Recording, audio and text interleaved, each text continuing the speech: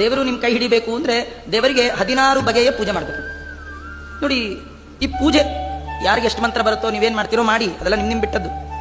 ಈ ಪೂಜೆ ಒಳಗೆ ಒಂದು ಕಾಮನ್ ಮಂತ್ರ ಇದೆ. ಅದೇನು ಗೊತ್ತಾ?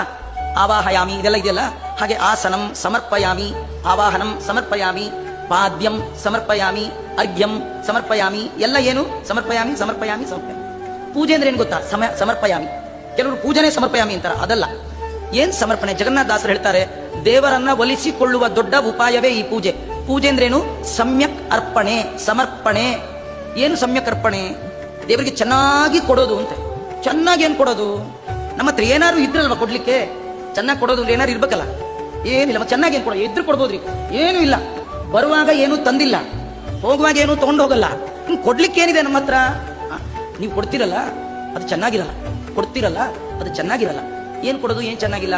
ದೇವರಿಗೆ ನೀರು ಹಾಕ್ತಿರಲ್ಲ, ಹಾಕುವಾಗ ನಾನು ಬೆಳಗ್ಗೆ ಎಷ್ಟೊತ್ತು ಗೆದ್ದೆ ಗೊತ್ತಾಚಾರೆ? 4:15 ಎದ್ದು ಹಿಡಿದಿದ್ದಕ್ಕೆ ಇವತ್ತು ದೇವ್ರ ಪೂಜೆ.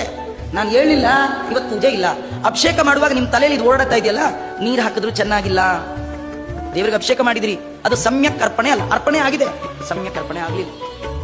ದೇವರಿಗೆ ಒಳ್ಳೆ ಮಂಡಲ ಮಾಡಿ, ರಂಗೋಲಿ ಹಾಕಿ, ಎಲ್ಲ ಅಡಿಗೆ ಇಟ್ಟಿದ್ರಿ. ಏನ್ರಿ ಎಲ್ಲ ಅಡಿಗೆ ಮಾಡಿ, 4 ಗಂಟೆಗೆ ಸುಣ್ಣು ಅದಕ್ಕೆ ಇಷ್ಟು ನೈವೇದ್ಯ ಆಯ್ತು.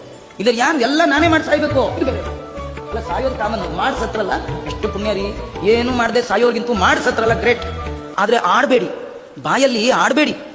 ಆಡಿದ್ರೆ ದೇವ್ರ ನೈವೇದ್ಯ ತಗೊಳ್ಳಲ್ಲ ಅವನು. ದೇವ್ರ ನೈವೇದ್ಯಕ್ಕೆ ಇಟ್ಟಿದ್ರಿ